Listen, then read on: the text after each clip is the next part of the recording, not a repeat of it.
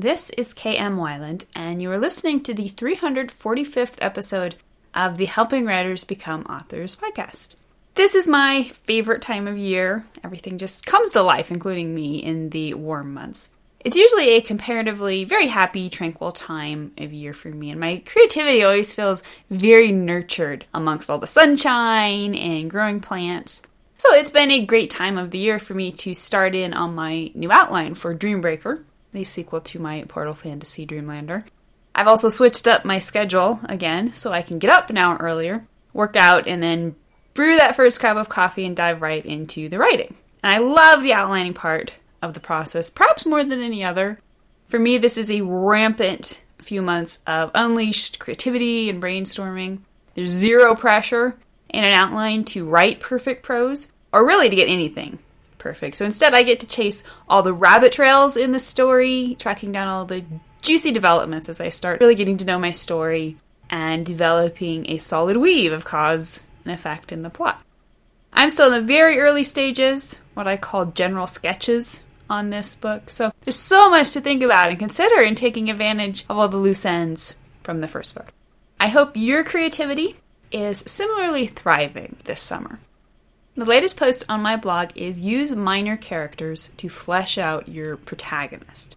Did you know the most important function of minor characters has nothing to do with them and everything to do with your protagonist? Find out how Iron Man 2 used this technique to great effect and how you can too. This is the third in the series, The Do's and Don'ts of Storytelling, according to Marvel, which you can find on my site at helpingwritersbecomeauthors.com.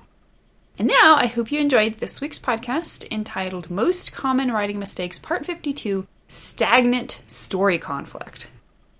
What's so hard about story conflict? You throw your protagonist and your antagonist onto the page, insta-conflict, right? Actually, not so fast. Turns out creating a fascinating story world in which dwells a fascinating hero and an evil villain is not enough in itself to create integral and interesting story conflict. I've read quite a few unfortunate stories in which the protagonist spent the majority of the book pacing around his base, thinking about that dirty antagonist and all his dirty deeds. The protag shakes his fist at the sky, curses the antag, and promises to make him pay. Then he resumes pacing. Finally, the climax rolls around, the protag and antag meet, they fight, the protag wins.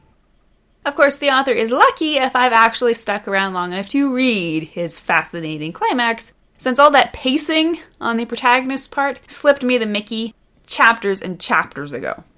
The dangerous part of all this is that it's super easy for authors to fall into this mistake without even realizing it.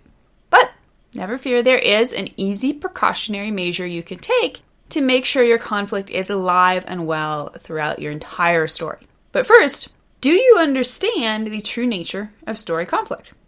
Where many authors go wrong with their conflict is simply in failing to understand what a story conflict really is. Is story conflict a protagonist and an antagonist on opposite sides of a war? Is it two characters arguing? Is it two characters duking it out? Two characters nuking it out? Is it an evil antagonist making your protagonist's life miserable? Is it an evil antagonist giving your protagonist an opportunity to look awesome? Or is it good stomping all over evil on its way to ultimate triumph? Short answer, no. All of these are often manifested aspects of story conflict, but they are not in themselves conflict. What this means, of course, is that you can create all of the above in your story and still not have a story.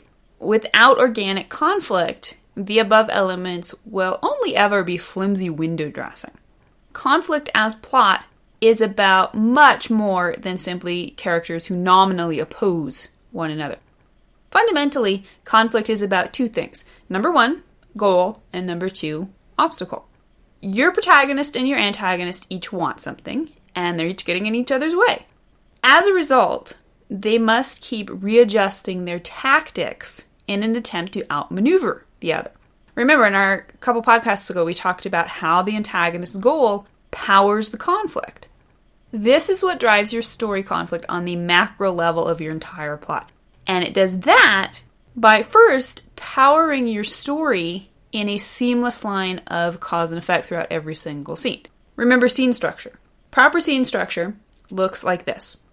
We have two parts of the scene. The first one is scene, which is the action part, which is then composed of three parts of its own. Number one, goal.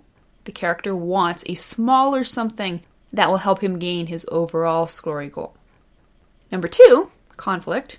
An obstacle prevents the character from gaining his goal. And number three, disaster. The obstruction leads to a whole new set of problems, which leads into the second half of the scene, the sequel or reaction half, which again is divided into three parts. Number one, the reaction. The character must reflect on his new setback. Number two, the dilemma.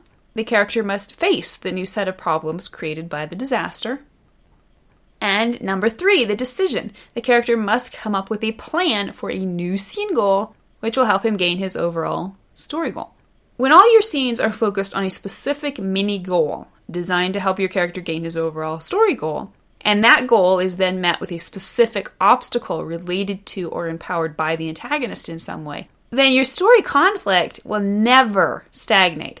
It will be organic and powerful. Your characters will never need to spend their time pacing the room and thinking about the conflict because they will always be driving it forward.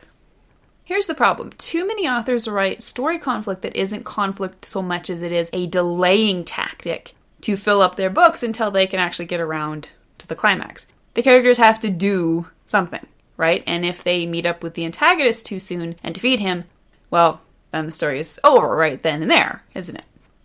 So, what can you do to fill all those intervening chapters? Maybe something like this. Brunhilde walked down the hall at Fort Nibelung, headed for her third briefing of the day. The elevator pinged and Colonel Wagner stepped out and hailed her. Terrible about what Admiral Valkyr is cooking up out there in the Rhinegold wastes, isn't it? Brunhilde clutched her files closer to her chest. Terrible, and to think he was my stepfather. What did you learn in this morning's meeting? The hover carriers are getting closer every day. What does General Siglind want us to do about it? Just wait for now. What else can we do? The colonel's face tightened. True, but war is coming, make no doubt. Sounds kinda tense, right? It's true, there's nothing inherently wrong with this scene, as long as Brunhilde and the colonel enter that briefing room and receive orders to immediately charge out there to sabotage the Admiral's fearsome hover carrier by midnight tonight.